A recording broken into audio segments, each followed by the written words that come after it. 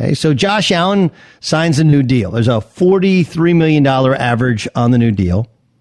It's a 6-year extension worth a reported $258 million, $150 million guaranteed. This is, of course, all according to Adam Schefter.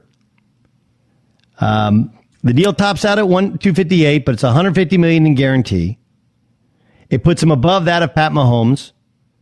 And the average annual salary of $43 million puts him slightly behind Mahomes, whose average annual salary is at $45 million. Allen said, I think the way we structured the deal was obviously a chance for both sides to get a fair deal and feel like they won.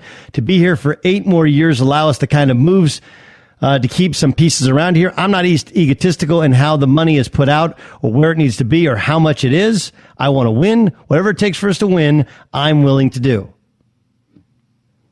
Okay, so he was a runner-up for MVP. He threw for 4,544 yards last year, 37 touchdown passes. They went to the AFC Championship game. The biggest note is that he did something which we have long been told NFL quarterbacks will almost never do, which is become more accurate. 2019, he was a 58.8% passer. 2020, he was a 69.2% passer. His passer rating went from 85.3 to 107.2. That's a meteoric rise. That's an absolute change. But we should point out that if you look at the overall stats from his first 3 years and the fact that they signed him to a contract extension really a year before they needed to, there's some Jared Goff to it. Now, again, when I say Jared Goff and Josh Allen in the same sentence, Bills Mafia will lose their mind. They'll want to throw me through one of those tables that they jump on the tables and the tables automatically break away. That's what they want. Josh Allen is Jared Goff. How dare you? But hear me out on this. One, the Bills signed him to a contract before this season began, before his 4th season began, which is the same timing as Jared Goff being signed. It does not match up to what the Ravens are likely to do with Lamar, or what the Browns are going to do with Baker Mayfield. And the numbers, Goff and Allen, if you average them all together, win percentage, 63%. It's the same. Completion percentage, 62%. It's the same. Touchdown interception ratio. Now, Josh Allen has 2 more TDs, 67 to 65, but he also has 5 more interceptions, 31 to 26. They've passed for about the same number of yards. Believe it or not, Jared Goff during his first 3 years, 7.7 yards per attempt as opposed to Josh Allen, 7.2 yards per attempt. And Jared Goff's passer rating overall after 3 years, 94.7. Josh Allen after 3 years, 90.4. Now, I'm not Nick Wright and going to read for you stats and make definable statements based solely upon stats. Okay, there's nuance to it. Josh Allen's a far better, bigger, stronger athlete. He runs the ball better. And he took over a franchise that wasn't as talent laden as the LA Rams were. He just wasn't. And Josh Allen has been able to, a Bills franchise that had made the playoffs before he got there, continue to sustain success, which is really, really hard. And I don't believe there was ever a point in those first 3 years where Jared Goff was an MVP candidate, let alone a runner-up for MVP. So I'm not saying they're the same guy. But there are some similarities there statistically. There are some similarities there timeline-wise in terms of when they signed him. And so that should at least give you a little bit of caution, like, boy, you better be really sure. Really, really sure.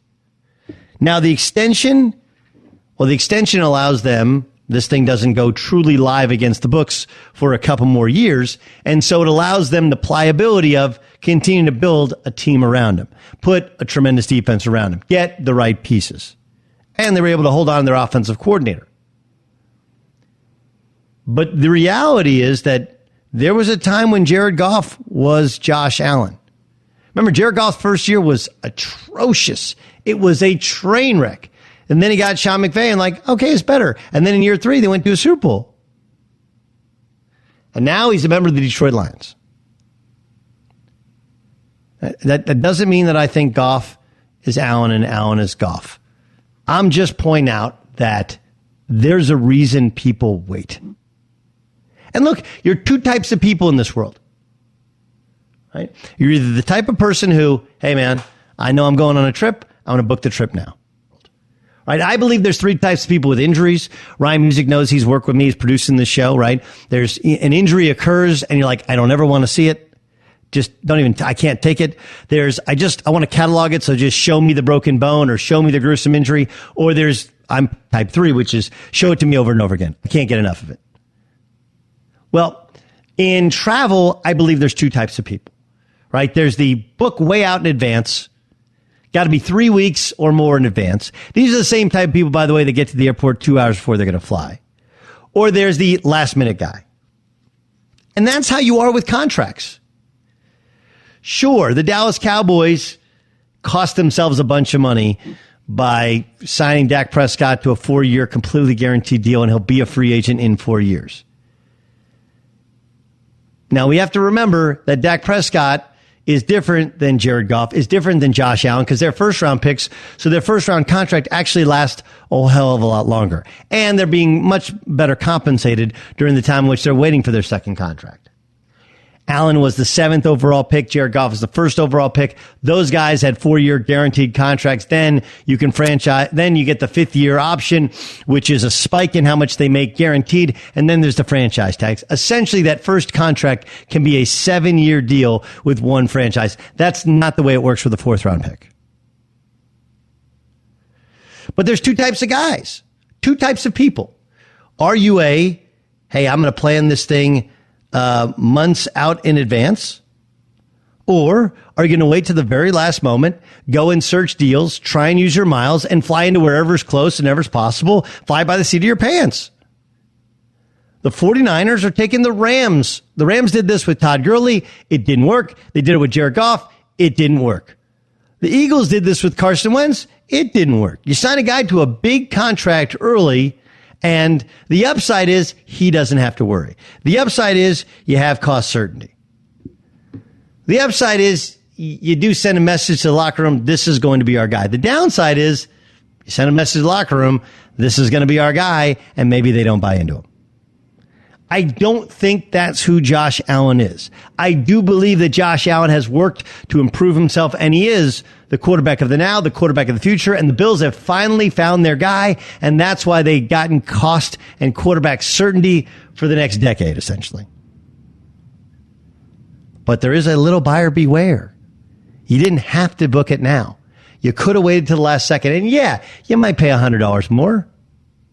But you might have gotten fly out of the airport that you wanted to fly out of. You might have gotten the times that you wanted to. Or you might have just, sometimes I book a one-way knowing I want to come back, because then when you land, the second you're like, this is not fun. I got to get out of here.